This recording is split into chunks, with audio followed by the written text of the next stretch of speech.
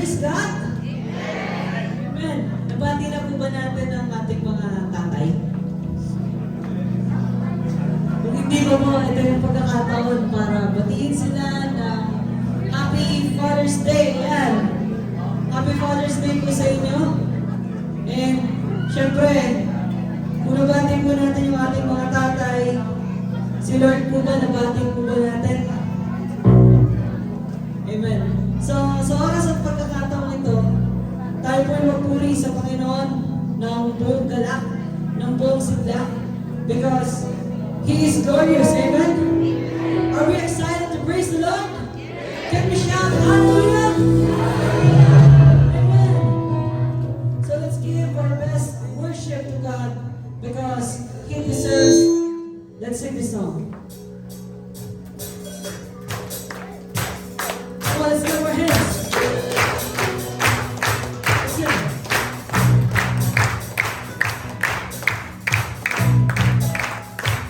Let's sing.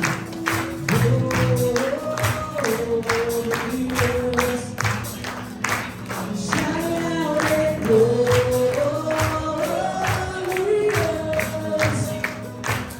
Make it louder. Jesus, we shout your name. Jesus, we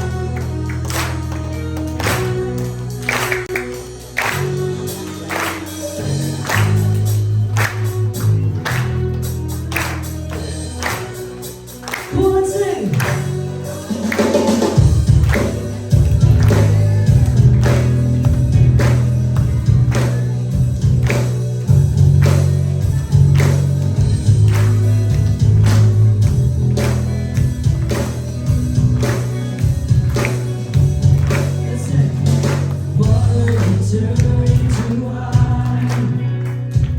Open the eyes of the blind. There's no one like you. One like you.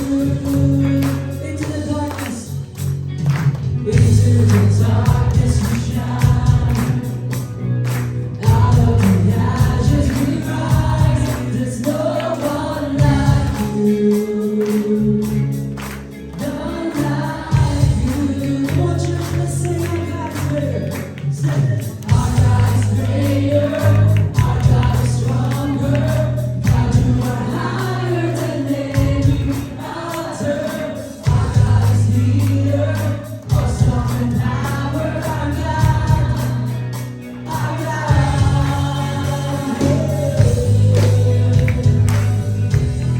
Come on, let's feel His presence as we sing. Into the darkness. Into the darkness we shine. Out of the ashes we rise. Out of the ashes we rise. There's no one like you. None like you. Let's sing out loud. Our God is greater. Our God is stronger. God, you are higher than any altar. Our God is leader. Awesome in power. Our God. Our God. Let's sing our God is greater. Our God is stronger. God, you are higher than any altar. Our God is healer. Awesome in power. Our God. Our God. Let's give our hands to worship.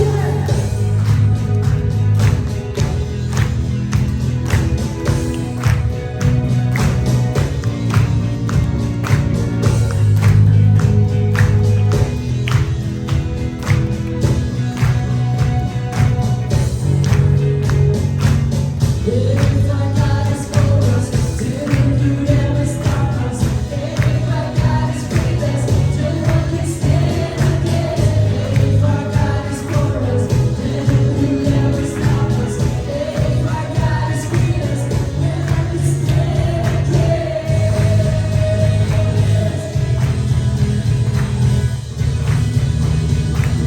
So what can stand?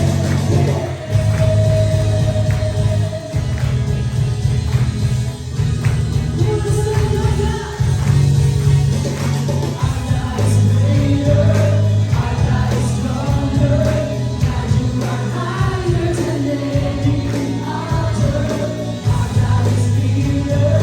Awesome in power. Our God. Our God. Our God is greater. Our God is stronger. God, you are higher than any altar. Our God is leader. Awesome in power. Our God. Our God. If our God is for us, then who can ever stop us? If our God is with us, then what can stand against? If our God is for us, then who can ever stop us? If our God is with us, then what can stand against?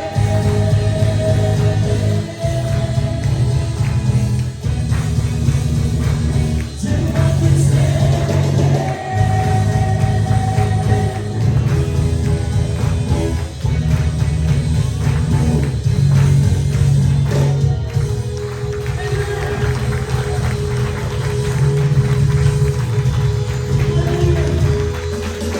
No one can stand against us because God is with us. Amen. We are unstoppable. Amen. Kahit na anong barrier, kahit na anong struggle sa buhay, maging unstoppable tayo. Because kasama natin si Lord. The God who is unstoppable God. Amen. So let's take this moment to worship Him. Let's continue. Our God is greater. Our God is stronger. God, you are higher than any other. Our God is greater. Awesome in power, our God.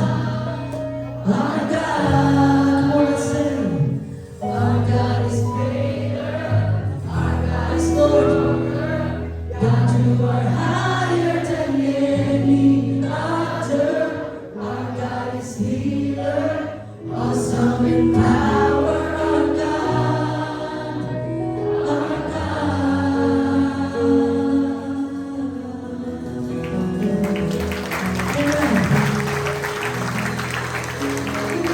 Father, you are great because you are a magnificent God. Walang maikukumpara sa iyo, Panginoon. Because you are great. You are the King of Kings. You are the Lord of Lords. Your name is higher. Your name is magnificent. So let's continue to worship our God as we sing this song. Let's sing this song with all our hearts and with all our minds. Let's focus ourselves into worship.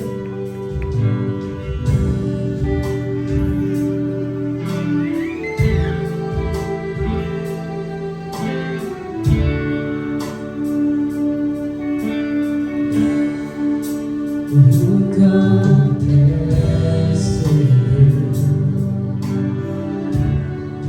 Who set the stars in their place?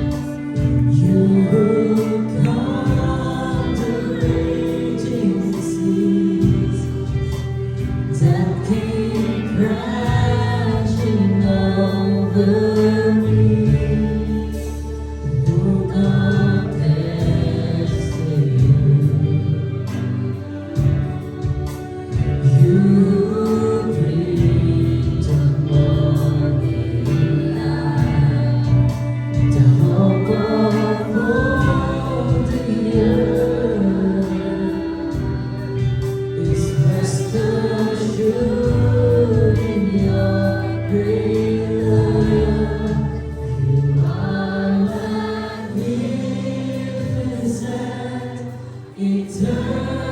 Eternally wonderful,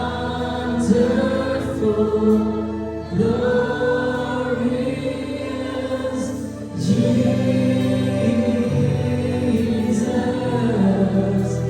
No one ever compared to you, Jesus. Oh, Jesus.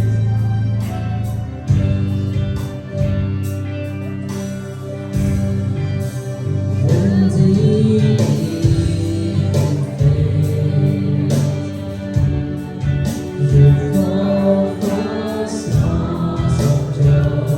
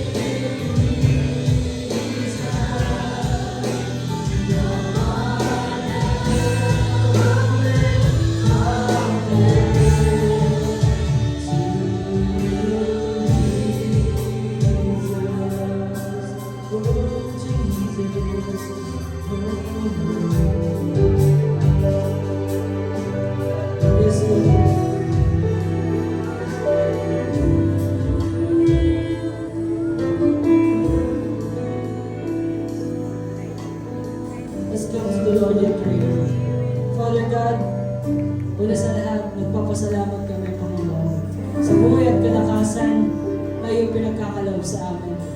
Thank you, Lord, sa pag-iingat mo, sa iyong katapatan sa aming buhay. Although there are times, maraming beses na pagkakataon na hindi kami naging tapat sa iyo. But we are so thankful, we are so grateful because we have a loving God na hanggang ngayon, Panginoon, minamahal mo kami, Panginoon. And this is the time, this is the place na kung saan ibibigay namin yung kadakilaan na nararapat sa iyo, Panginoon. All our praises, because all the glory belongs to you, God. Kaya, Panginoon, nandito kami, lumalapit sa iyong banal na pangalan, ng buong pagpapakumbaba ng buong puso, Panginoon. Lord, hindi sapat ang salita, Panginoon, to describe how great and how faithful you are, Father. But we are here, Lord, expressing our worship because you deserve all the praises and all the glory, Panginoon. Because of your goodness, because of your mercy, because of your grace, Panginoon. Lord, sa aming mga salitang papakinggan ngayon na nagmumula sa iyo, nawa, Lord, ito po yung makatulong sa amin upang magkaroon ng pagbabago sa aming mga buhay. Lord, we welcome your presence, Lord. We thank you in the name of Jesus. Ang lahat ng anak ng Diyos ay magsabi ng Amen and Amen.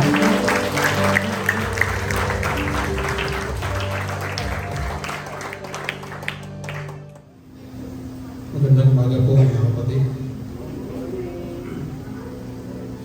Tayo po ay tanda muna sa ating banal na hapunan kung saan dito po natin laging naalala ang pag-ibig ng Diyos ang ginawa niya sa atin.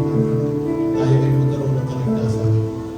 Kaya bago po natin tanggapin ang mga simbolo na ito, ng tinapay at saro, atin po pakinggan ang paalalan sa atin ng banal na kasulatan. Atin po basahin ang talata buhat sa 1 Corinto chapter 11 verse 27 hanggang sa mga sumusunod. Sabi po dito, kaya ang sino man kumakain ng tinapay at umiinom sa kopang ng Panginoon sa parang di nararapat ay nagkakasala sa katawan at dugo ng Panginoon. Kaya dapat siya sa atin ng tao kanyang sarili bago siya kumain ng tinapay at uminom sa kopa. Sapagkat ang sino man kumakain at umiinom nang hindi kinikilala ang kahalagaan ng katawan ng Panginoon ay kumakain at umiinom ng kahulugan laban sa kanyang sarili. Mga kapatid, tayo po'y lumapit sa Panginoon. Aming Ama, aming Panginoon, kami po, Panginoon, ay lumalapit sa inyo ngayong umaga, Panginoon. Kami po'y nagpapasalamat sa patuloy niya pagbibigay sa amin ng kalakasan, Panginoon. Salamat po, Panginoon, sa pagkakataon na ito na muli kami po, Panginoon, ay makikibahagi, Panginoon, sa pag-alala kung gaano ka kadakila, Panginoon, kung gaano ang pag-ibig mo para sa amin, Panginoon, na binigay niyo po yung kaisa-isang anak po, Panginoon, para sa amin. Kung kami, Panginoon, ay magkaroon ng kaligtasan. Lord, bago po namin tanggapin ang mga simbolo na ito, alam po namin sa aming mga sarili na kami po, Panginoon, ay nakakagawa ng labag sa inyong kalooban, Panginoon. Nakagawa kami, Panginoon, ng mga kasalanan, ang pagkukulang namin sa inyo, Panginoon. Kaya, Panginoon, lumalapit po kami, humihingi po kami, Panginoon, ng kapatawaran, Panginoon. Linisin niyo po kami, Panginoon. Linisin niyo po ang mga puso't isipan namin, Panginoon. Nang sa ganun, Panginoon, ito yung magsilbing pagpapala para sa bawat isa sa amin, Panginoon. Salamat po, Panginoon. Pagpalain niyo po itong mga simbolo na ito na aming tatanggapin, Panginoon. Sa inyo po namin binabalik ang walang hanggang papuri at pasasalamat sa pangalan ng Panginoon Jesus. Amen. Sabi po sa chapter 1 Corinthians chapter 11 verse 23 hanggang sa sumusunod, sapagkat ang sino man kumakain at umiinom sa kopang ng Panginoon ay kumakain at umiinom ng kahulugan laban sa kanyang sarili. Mga kapatid, tayo po'y lumapit sa Panginoon. Aming Ama, aming Panginoon, kami po, Panginoon, ay lumalapit sa inyong ngayong umaga, Panginoon. Sa pagkat ito ang turo na tinanggap ko mula sa Panginoon at ibinibigay ko naman sa inyo. Doon kami siya ipagkanulo, ang Panginoong Hesus ay dumampot ng tinapay, nagpasalamat at pinagtira-tira sa iyo at sinabi, ito ang aking katawan na inihahandog para sa inyo. Gawin ninyo ito bilang pag-aalala sa akin. Mga kapatid, tanggapin po natin ang tinapay.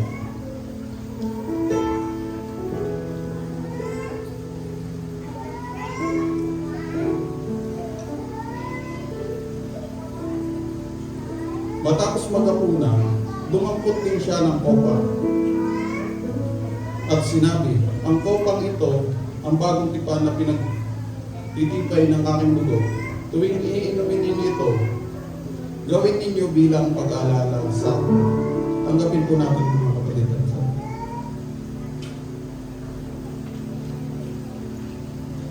Sapagkat kakain kayo ng tinapay nito at iinom sa kopang ito, ipinahayag ninyo ang kamatayan ng Panginoon hanggang sa kanyang muling pagbalik. Amen.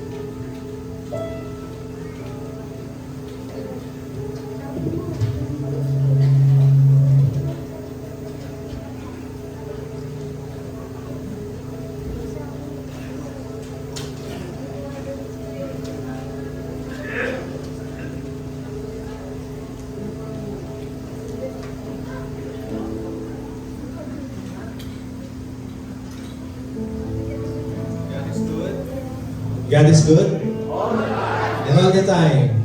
Amen. Yeah. Now, napupunta na tayo sa dako ng pagkakalooban. Okay. Most often than not, pagka nagbibigay tayo ng something, meron tayong nilulook forward in return. No? Sabi nga doon, kapag nagbibigay ka, parang you're expecting to receive also something. Totoo yun, no? Sabi naman doon sa Bible na tayo ay ini-encourage na i-trust natin yung lahat sa ating Panginoon, including yung mga financial natin. Ngayon,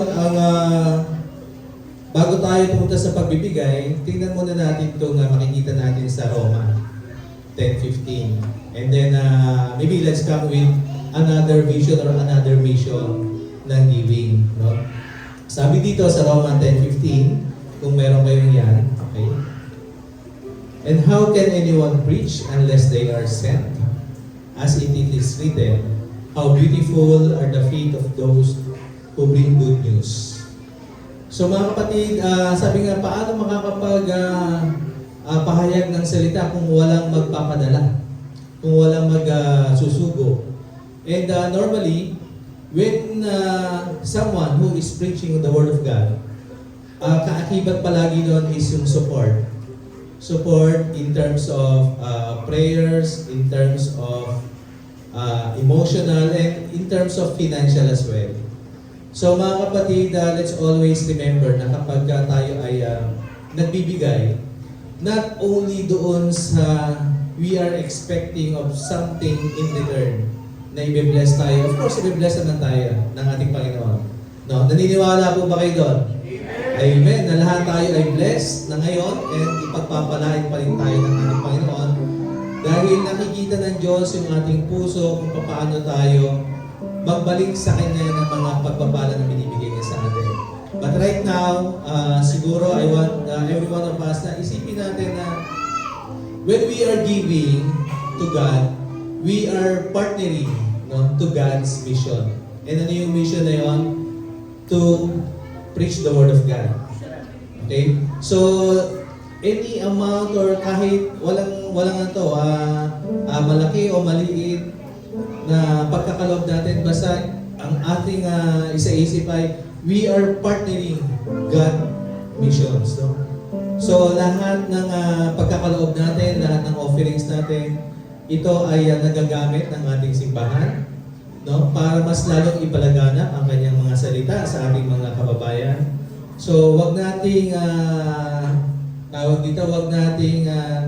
pag-atubilihin o atubilihan na ipagkaloob yung ating makakaya na higit pa sa ating kayang ibigay.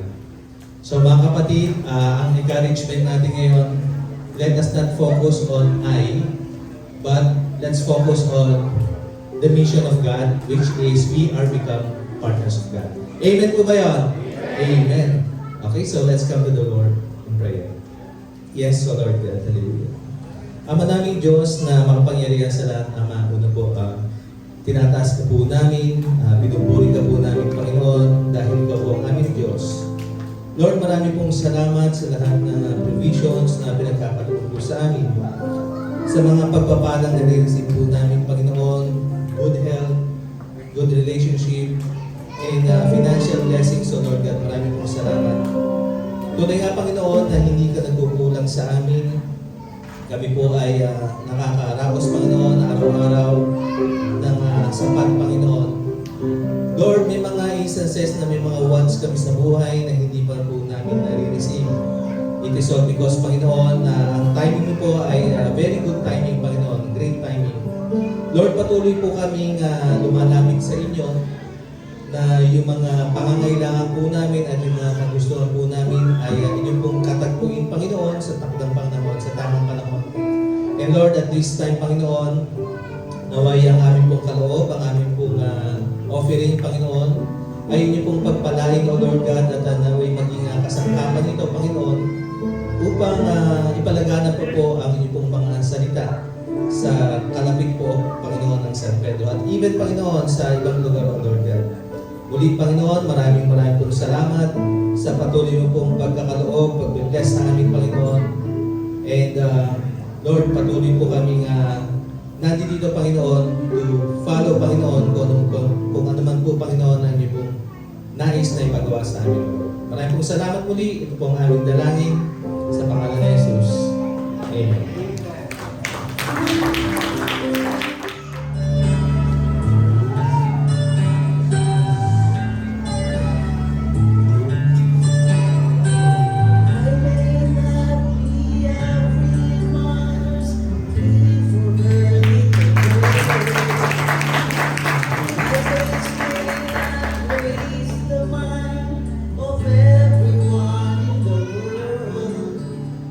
But the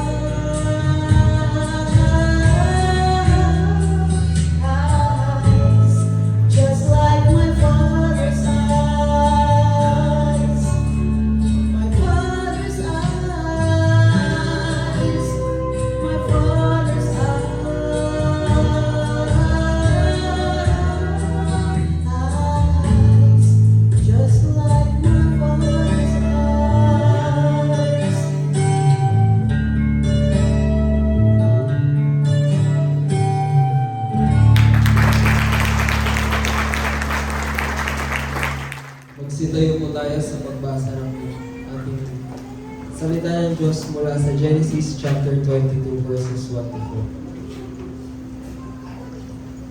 4. Pagkalipas ng ilang panahon, sinubok ng Diyos si Abraham. Tinawag siya ng Diyos, "Abraham, narito po ako," tugon naman niya. Sinabi sa kanya, "Isama mo ang kaisa-isa at pinakamamahal mong anak na si Isaac, at magpunta kayo sa lupain ng Moria. Umakyat kayo sa bundok na ituturo ko sa inyo at ihandog mo siya sa akin."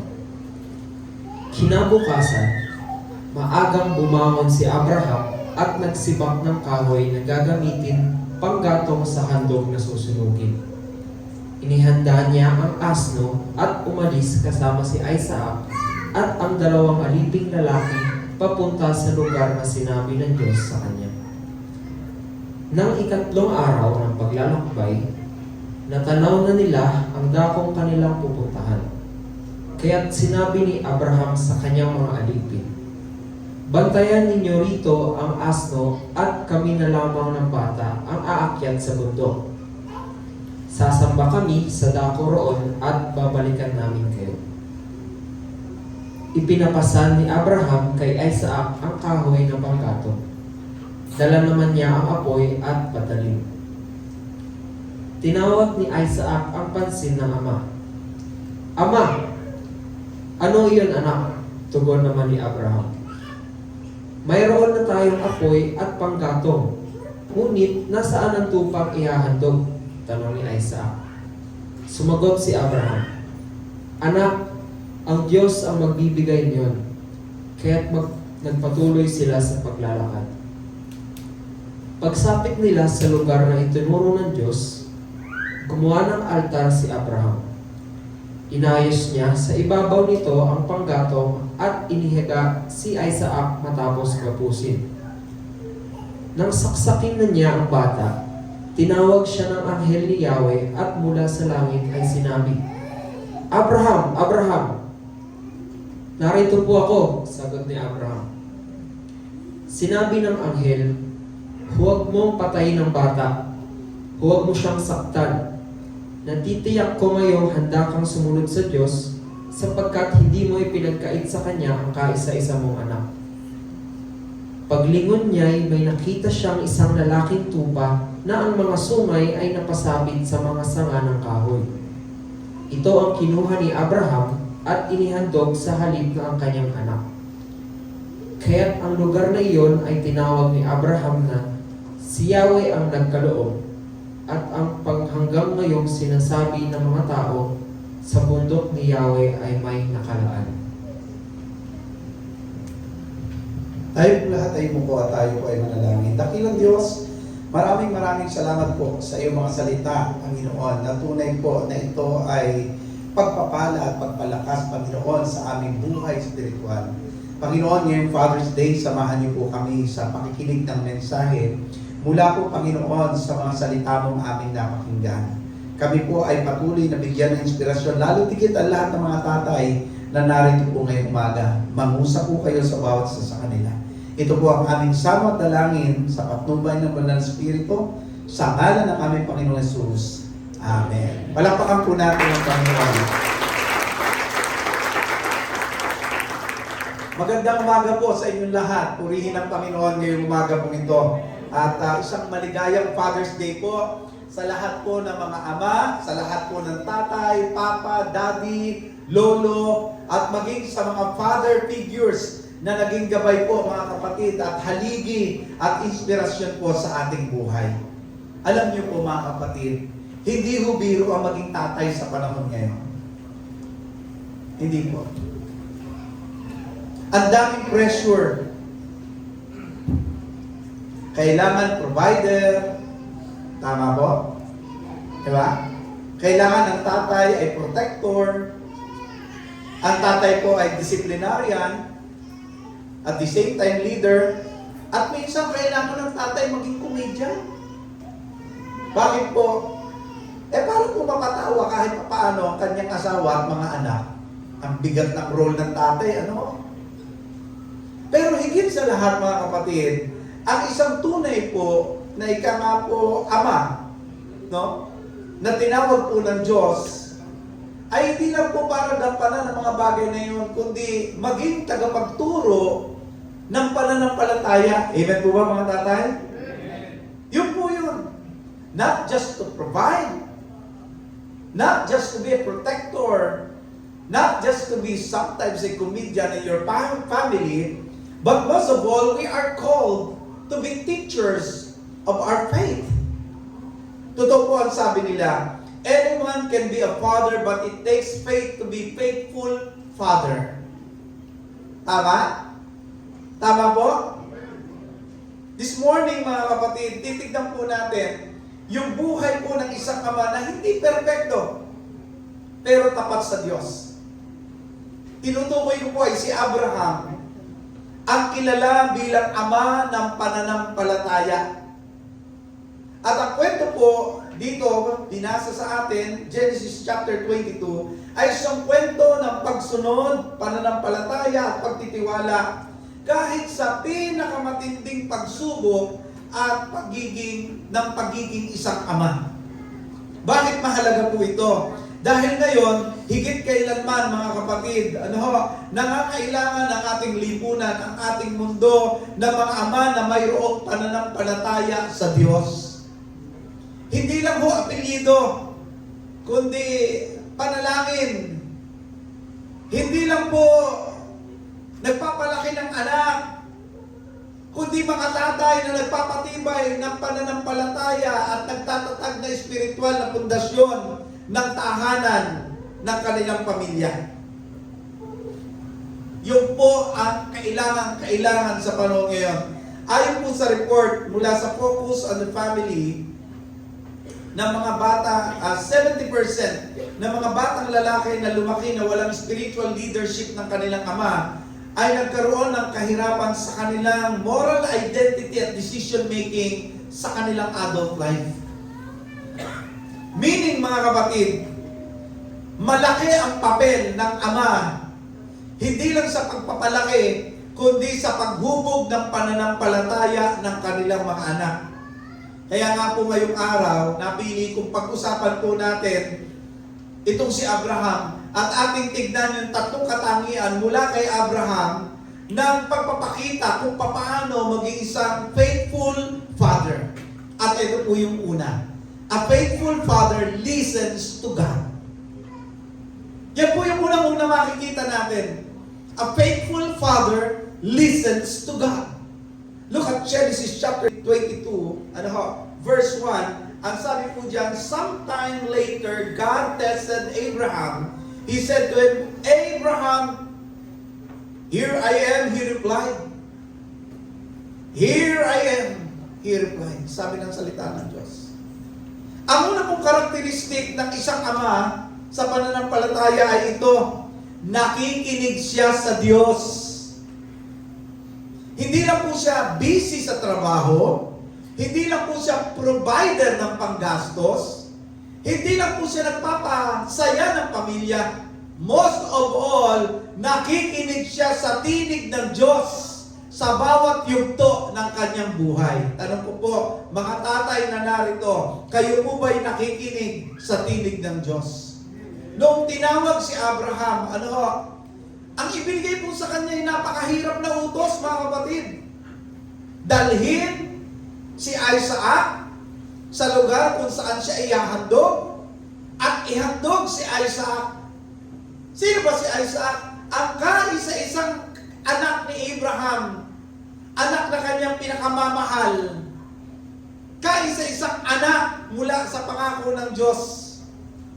Pero siya po ba ay tumakas sa tawag ng Diyos? Hindi po. Si Abraham po ay agad na tumugon.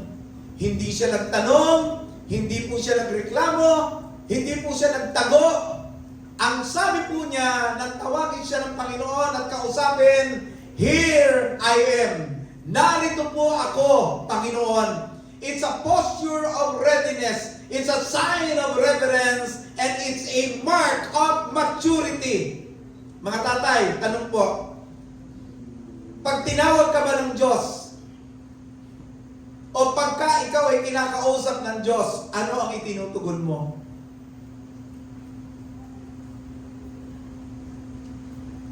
Kapag ka po pinapaalala niya sa iyo na ikaw ang leader ng iyong pamilya, spiritually, morally, ano ang tugon mo sa Diyos?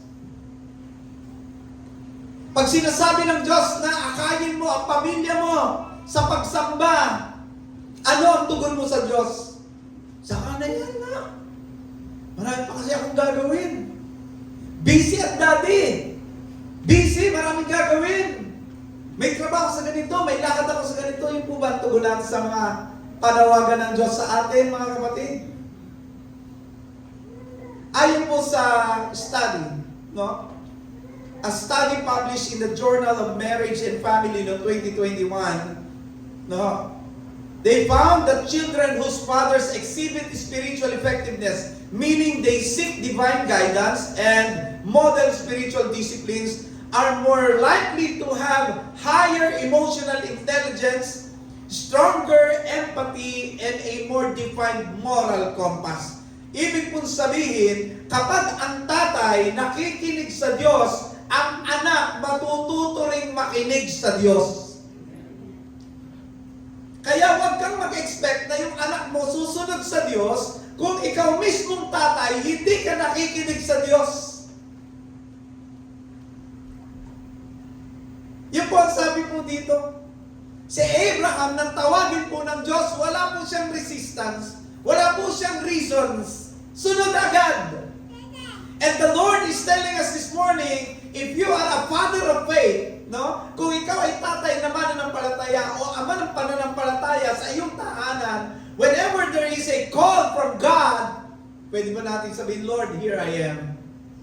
Anak, may gawain doon, Lord, here I am. Anak, kailangan ng tulong doon, Lord, here I am. Meron doon, anak, kailangan ng Bible study at panalangin, Lord, here I am. Lalo tigit sa ating pamilya, na kapag ka po ang Diyos ay may panawagan sa atin para sa ating pamilya, ay pwede po natin sabihin, Lord, here I am. Alam niyo, isang batang lalaki ang nagtanong sa kanyang ina, Ma'am, sabi niya, what does God's voice sounds like? Sabi niya, Nay, ano po ba ang katulad ng tinig ng Diyos? Alam niyo, sagot ng nanay, ganito, it sounds a lot like your father when he prays at night. Katulad ito ng tinig ng tatay mo pag nananalangin sa gabi.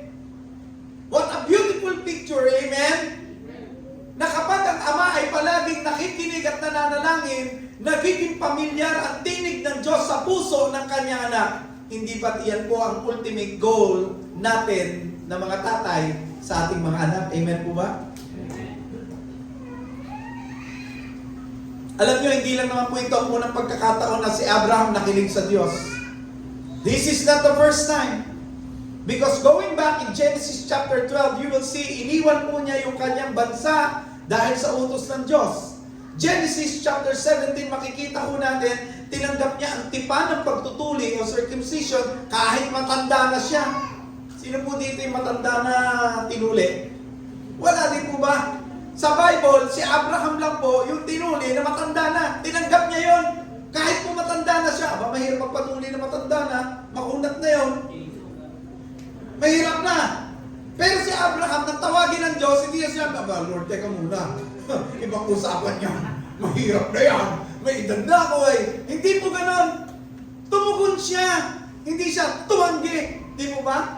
At ngayon din po sa Genesis chapter 22, makikita mo natin, handa po niyang ialay sa Panginoon ang pinakamahalaga sa kanya. Meaning, si Abraham, consistent na nakikinig sa Diyos. Mga tatay, the Lord is calling us. This is the challenge. Gawin po natin priority yung quiet time at panalangin.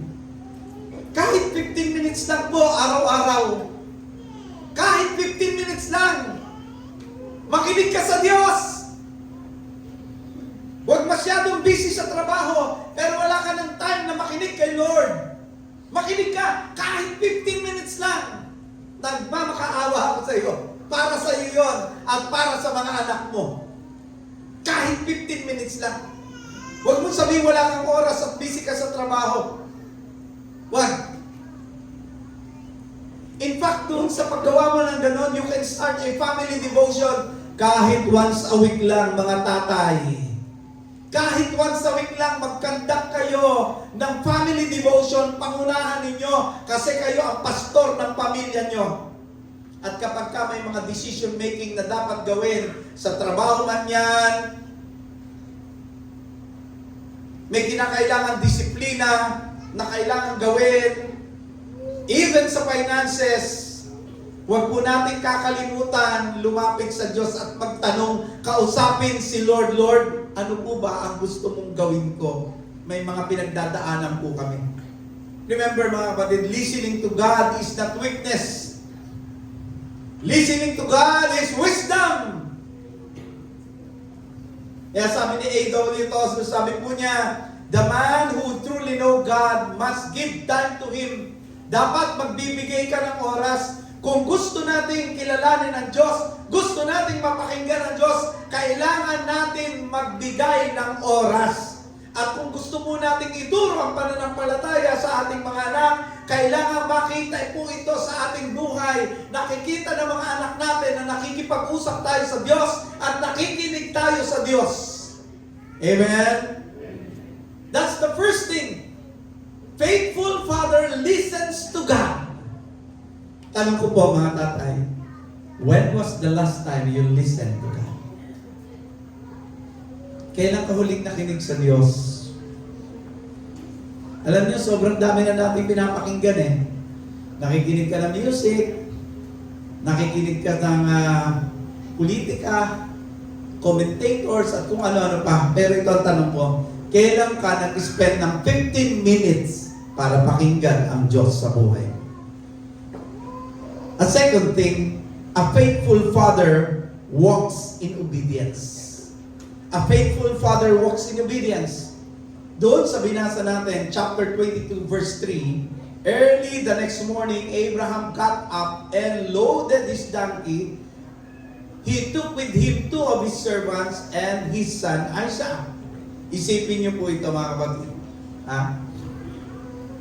As I have said, walang reklamo, walang delay, walang tanong. In fact, maaga pa lang mga kapatid, bumangon po si Abraham, ginawa niya agad ang ipinag-uutos ng Diyos. And this is a clear picture of obedience without hesitation. Obedience without hesitation. And that's the second mark of a faithful father. Hindi lang po siya basta nakikinig. He doesn't just listen. He obeys. And he obeys immediately. Without delays. Tayo mahilig sa mga mamayana eh. Tama po ba? Mahilig tayo sa mamaya na. Saka na lang. Next week na lang. Next month na lang. Lalo na kapag kapo merong iniuutos si Mrs. Daddy, pakialam mo nga itong ganito. Ha? Teka lang, may ginagawa ko. Sa susunod na lang. Next time na lang. Inabot na po ng 5 taon. And yung practice po natin na yun, no? Kasi kaya kung minsan yung mga nanay, sila po yung gumagawa ng gawain eh. Alam mo bakit? Kasi si tatay walang oras. Pinatatagal ng pinatatagal. At alam niyo po yung ugali natin na yun, dala-dala natin sa Diyos. Kapag sinasabi ng Diyos, anak, ganito, Lord, saka na lang. Lord, saka na lang. Kung tatanungin mo sarili mo, kailan ka maglilingkod ng buong-buo sa Panginoon? Kapag ka po mahina na, kapag ka po wala na tayong lakas, the Lord's telling us this morning, obedience without delay. Di ba? You know, obedience is the highest form of worship. Para sa isang ama, minsan ang pagsunod sa Diyos ay may kasamang sakit at sakripisyo at pagtitiis. Kasama po yun. Si Abraham po ay inutusan ng Diyos, as we have heard kanina. Ano po utos sa kanya? Dalhin si Isaac, ang anak niya, na ipinangako ng Diyos. Bunga po ito ng matagal na panalangin. Pero ang sabi ng Diyos, ihandog mo. Can you imagine the emotional weight doon sa puso niya? Pinagagawa ng Diyos ang isang bagay na hindi madaling gawin, mga kapatid. Pero sumunod pa rin siya. Kasi mas mahalaga sa kanya ang Diyos kesa sa kahit na anong biyaya. Para kay Abraham, mas mahalaga yung sumunod sa Panginoon. Alam niyo, a study by Dr. Christian Smith in Soul Searching,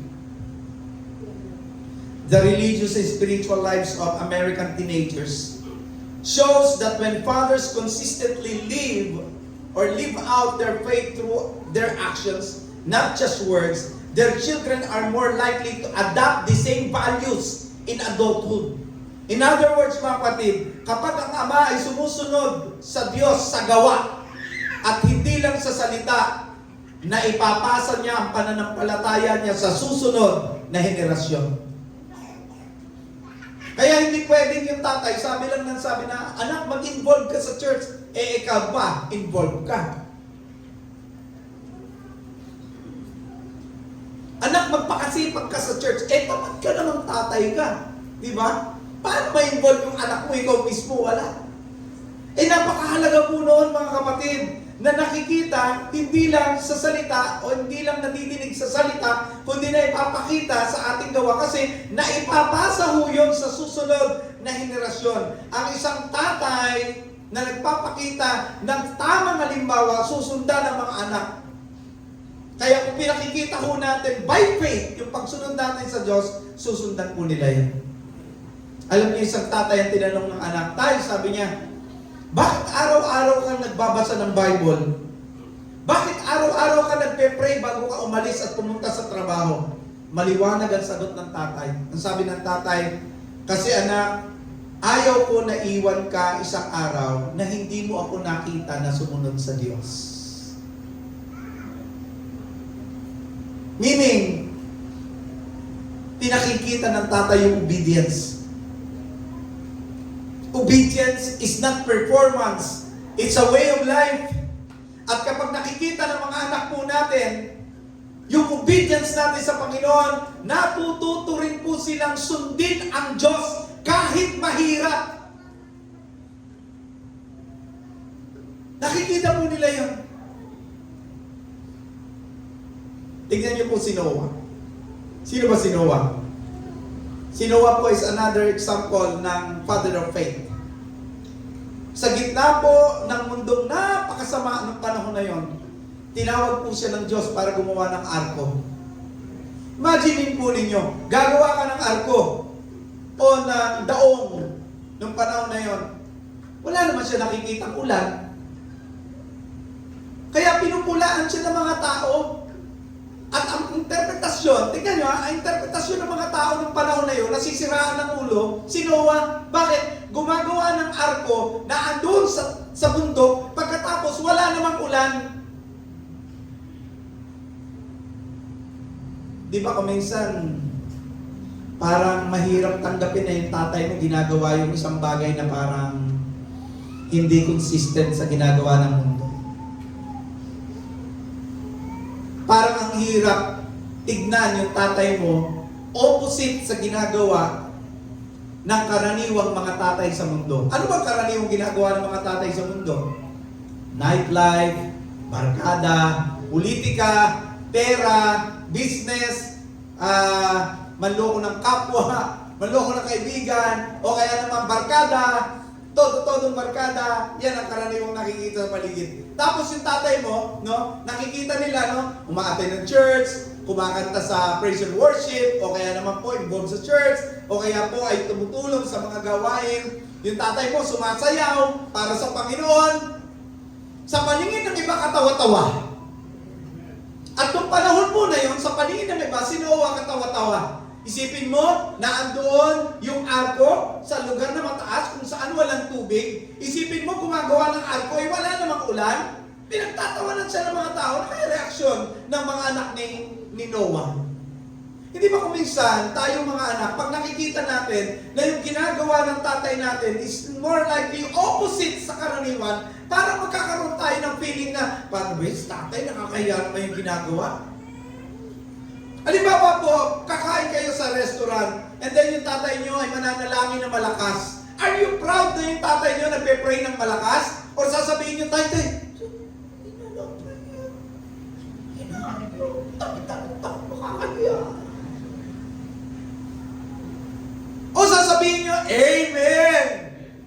my God. Diba, DJ? Hindi po yung nagpe-pray. O dakilang Diyos, maraming salamat po sa mga pagkain. Tuy, tawad po sa inyo. Are you proud na ang tatay niyo sumusunod sa Diyos? O nahihiya kayo na ang tatay niyo sumusunod sa Diyos? Dito makikita ko natin, maliwanag ang instruction ni Lord. Gumawa ka ng arko, sabi kay Noah, wala namang ulan. Gumawa ka ng arko, nandoon sa mataas na lugar. Maaaring sa iba katawa-tawa, pero ito ang maganda. Dahil sa kanyang obedience, naligtas ang buong pamilya niya. Genesis chapter 6 verse 22. Mga tatay, tatanungin ko kayo ngayong umaga. Kapag may instruction si Lord, gumagalaw ba tayo? O nagdadalawang isip tayo? Kapag may calling siya sa ating family, may calling siya sa ating church, or sa ating community, sumusunod ba tayo? Alam niyo, napakahalaga po nung makita sa atin yung simpleng na bagay lang. Yung pangunahan nyo lang yung pamilya nyo sa prayer, ang laking bagay nun. Amen ba mga tatay? Tanong ko po, kayo po ba ay nag-lead ng prayer sa family nyo? O lagi nyo na lang pinapasa yung prayer sa iba? At pag sinabi sa inyo, tayo ko na mag-pray. Tatay nga. Come on. Dad to dad. So pag sinabi ng daddy ko mag-pray, ikaw mag-pray. Di ba dapat hindi po? Obedience is our declaration that God is worth trusting kahit hindi po natin naiintindihan ang lahat. Kaya sabi ni Charles Stanley, obey God and leave all the consequences to Him. Kung sumusunod ka sa Diyos, siya ang bahala sa resulta at yun ang ginawa ni Abraham.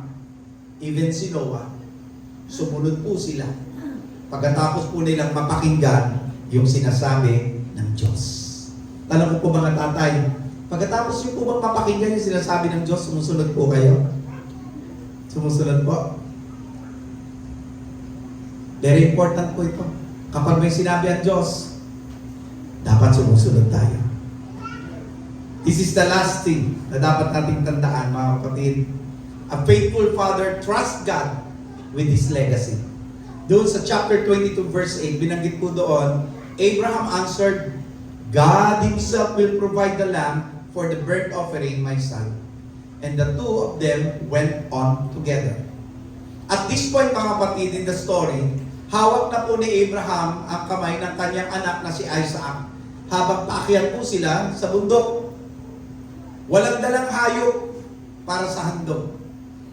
And so nagtanong si Isaac, tatay, nasaan po ang ihahandog? Meron na po tayong apoy. Meron na po tayong panggatong. Ay, napakaganda po ng sagot ni Abraham. Yung sagot po niya, ano po, nagpapakita ng pagtitiwala sa Diyos. Walang pagkakamali. Eh, kung ang sagot po ni Abraham dito ay, tay, meron na po tayong apoy. Meron po tayong panggatong. Wala ho tayong ihahandog. Asan ho ang ihahandog? Anak, ang ihahandog ay ikaw na. Palagay ko mo'y haginis at takbo itong bata ito. Siguro yung baba ng kahit, bantay ka muna. Ay, ayoko maihandog. Ba't papatayin niyo ako? Pero dahil po si Abraham nakapokus sa Panginoon, walang bigat ng loob, ang sabi niya sa anak niya ito, anak, ang magbibigay ng ihahandog ay ang Diyos. At napakahalagang punto po na makita ho natin, mga kapatid.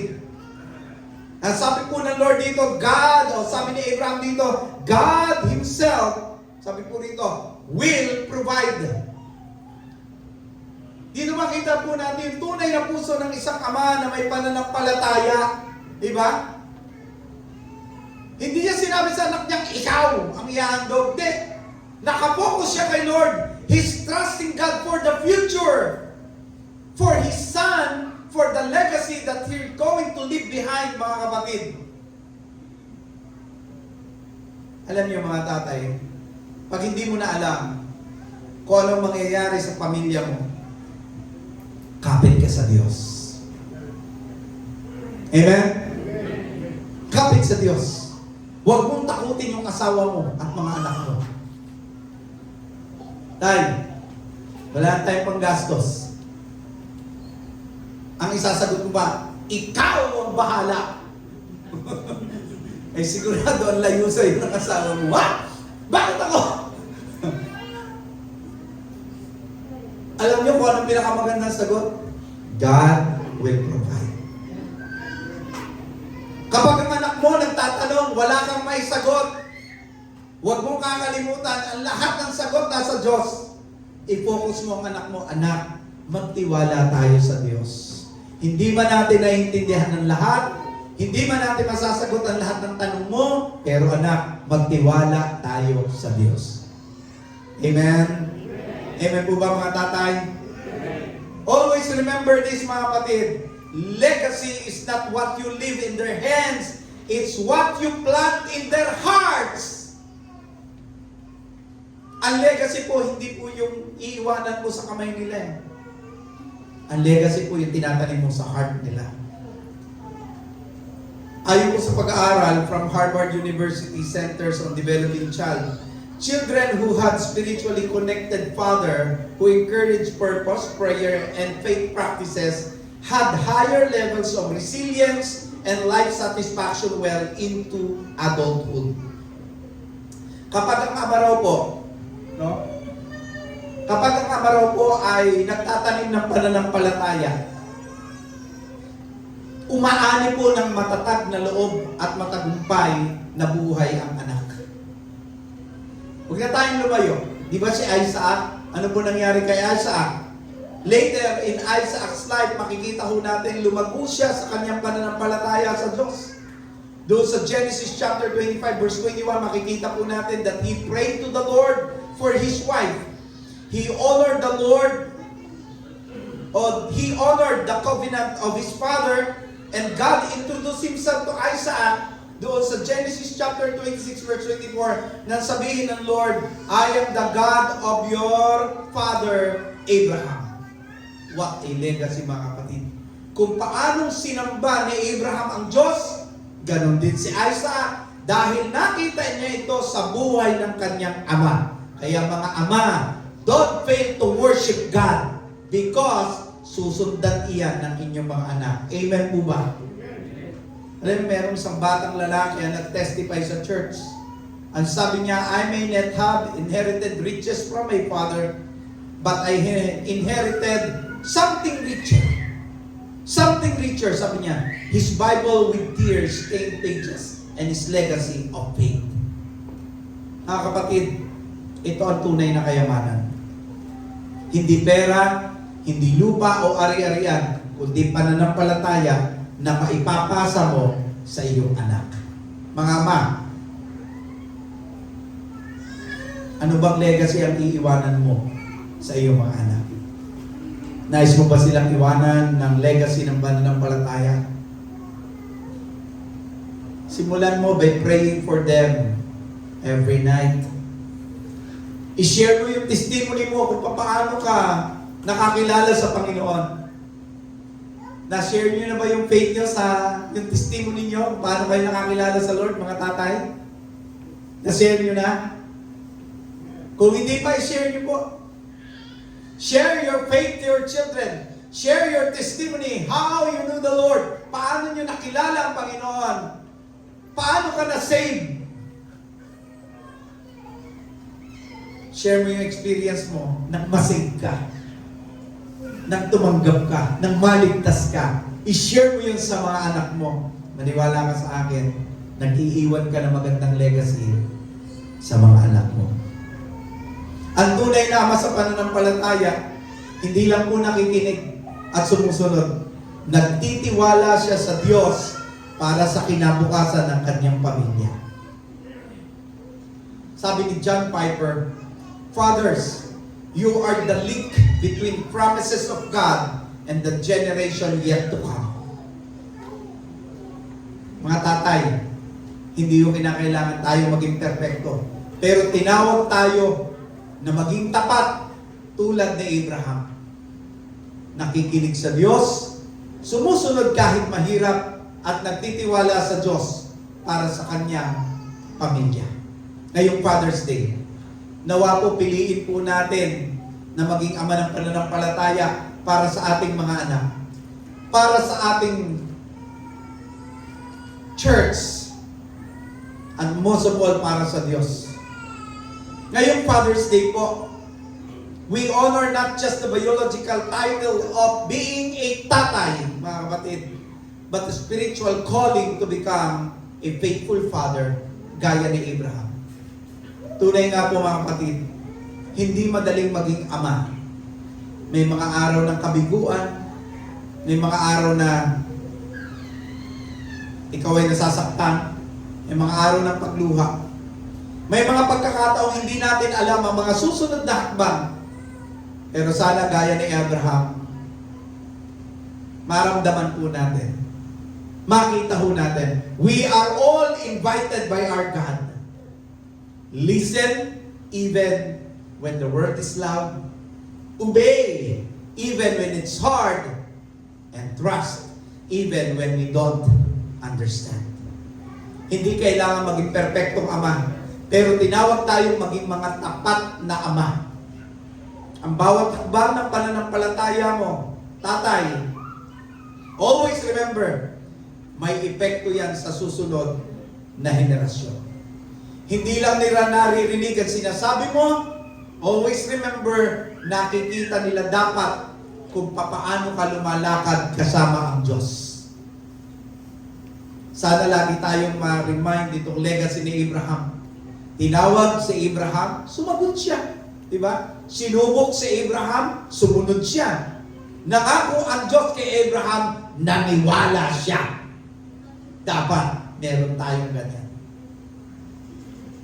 Ano naging bunga ng pananampalataya niyo? Ano naging fruit noon? Isang bansang pinili, isang lahing ng pananampalataya at isang tagapagligtas. Walang iba kundi ang Panginoong Yesus na nagmula sa kanyang lahi. Fathers, your obedience today may become your family's miracle tomorrow. Sabi ni Tony Evans, a godly father is the unseen spiritual anchor of the family, silently holding things together through faith. Be that anchor, mga kapatid. Be that example. Be that father, the father of faith. Your faith today becomes your family's foundation tomorrow. Tayo po ay tumayo and let us worship the Lord through this song.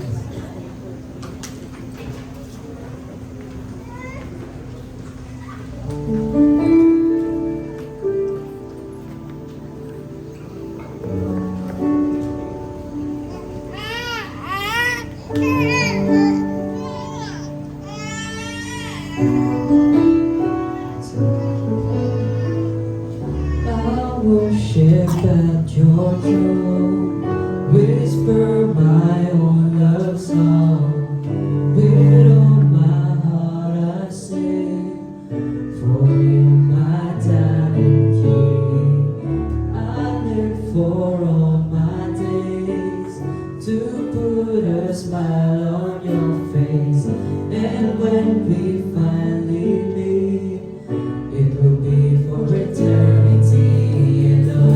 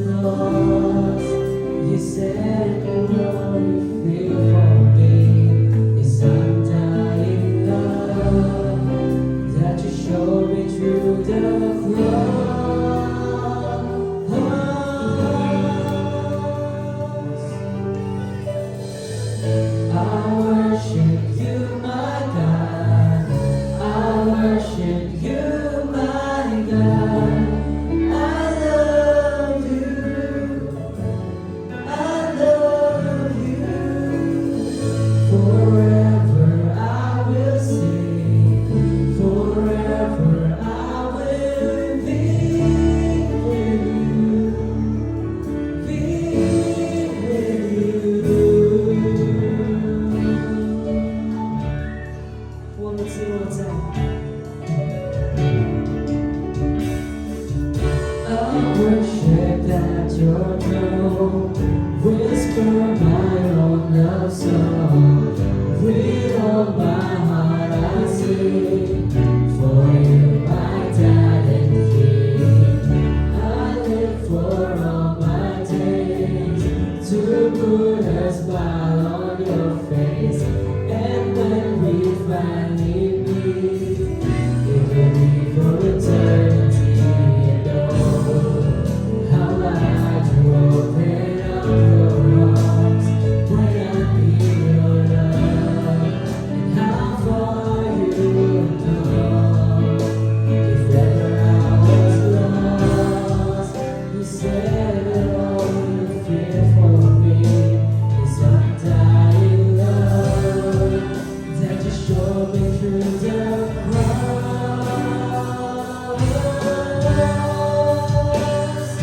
What's it? I worship you, my God. I worship you, my God. I love you. I love you. Forever I will sing. Forever I will be with you. Be with you. I worship you, my God. I worship you, my God. I love you. I love you. Forever I will sing. Forever I will be with you. Be with you.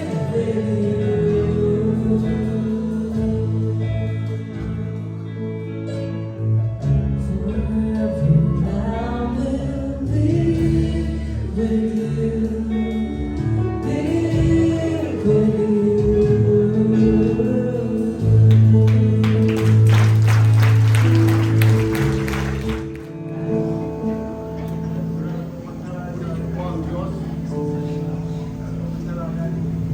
Purihin po ang Diyos sa ating pong pagkatapos at medyo po kahit po ako ay naging emosyonal dahil naramdaman po natin yung pinadama muli ng Diyos sa bawat isa sa ating lalo na sa mga tatay.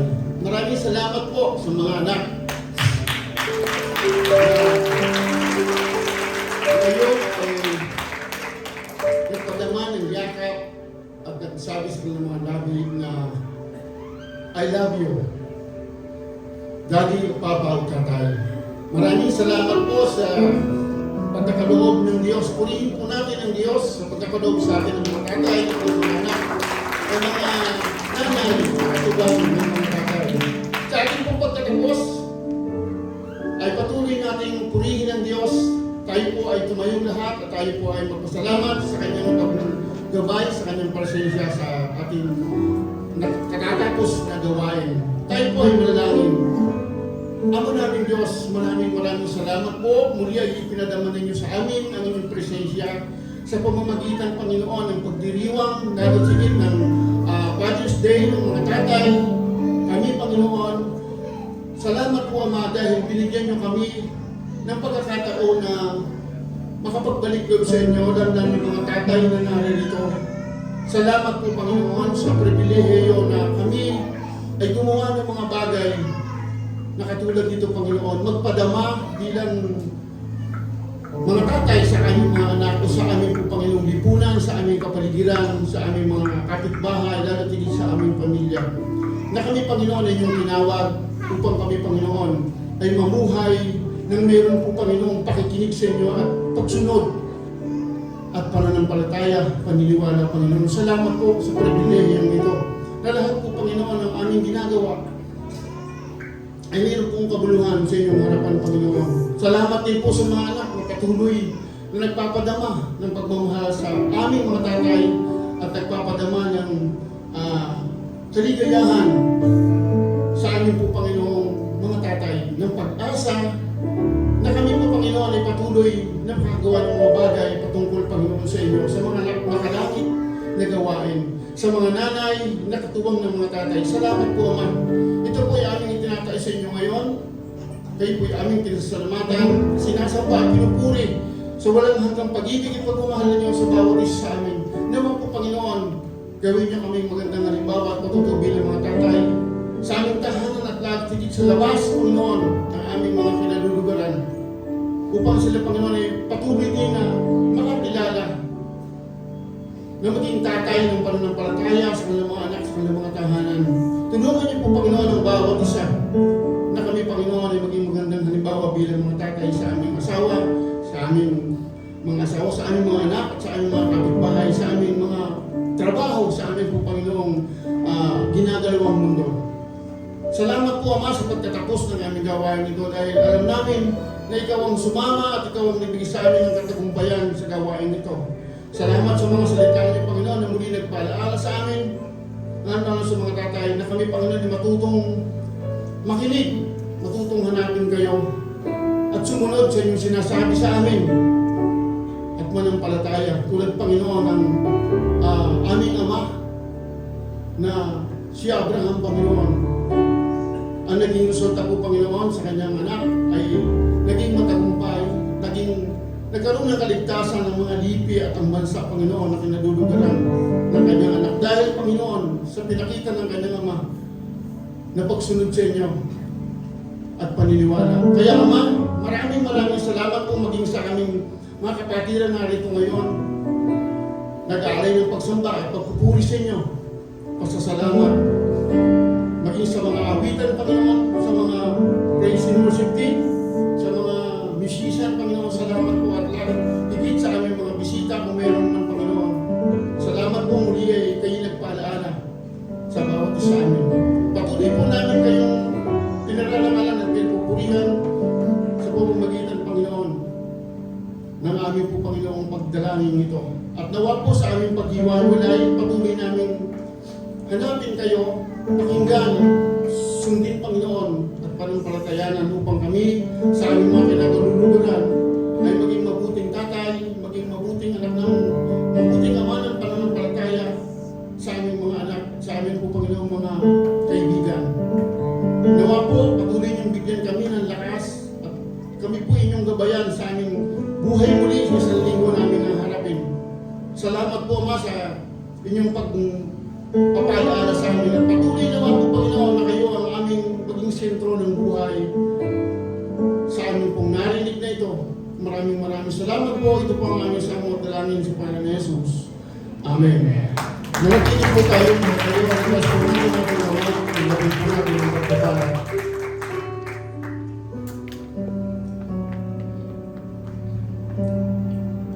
Ang Panginoon ay pinagmumula ng kapayapaan ang siya nawang magkaloob sa inyo ng kapayapaan sa lahat ng paraan at pagkakataon. Naway sumainyo lahat ang Panginoon mula ngayon at magpakailanman.